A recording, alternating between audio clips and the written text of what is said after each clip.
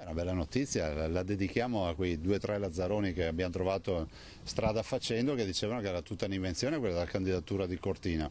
Prendano atto che in Argentina Malagò ci va con la candidatura al congresso del CIO, ci va con la candidatura Cortina-Milano. Olimpiadi 2026, il CONI ha deciso, la candidatura italiana sarà rappresentata da Cortina e Milano. Un progetto innovativo, ha scritto il presidente del CONI Giovanni Malagò nella lettera al Comitato Olimpico Internazionale che ufficializza la candidatura, che includerà non solo le due città ma anche le rispettive regioni, Veneto e Lombardia, entrambe pronte a sostenere l'offerta e fornire le garanzie. A noi è stato dedicato tutto lo sci alpino, il curling e poi ovviamente abbiamo anche tutto quello che riguarda il bob, lo slittino e lo scheletro.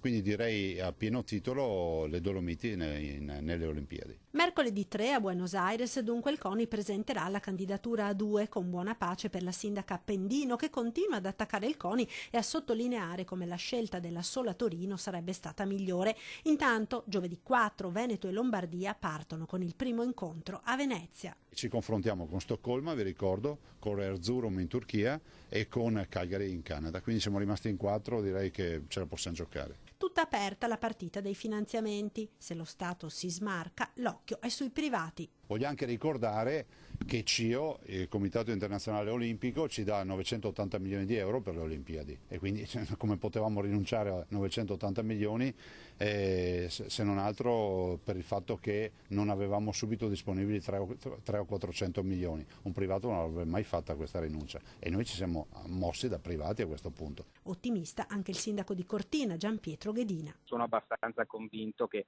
il governo sosterrà questa candidatura, che è una candidatura comunque italiana, una candidatura importante, è una candidatura forte che servirà e serve per il Paese non solamente in termini di immagine ma soprattutto in termini appunto di sviluppo.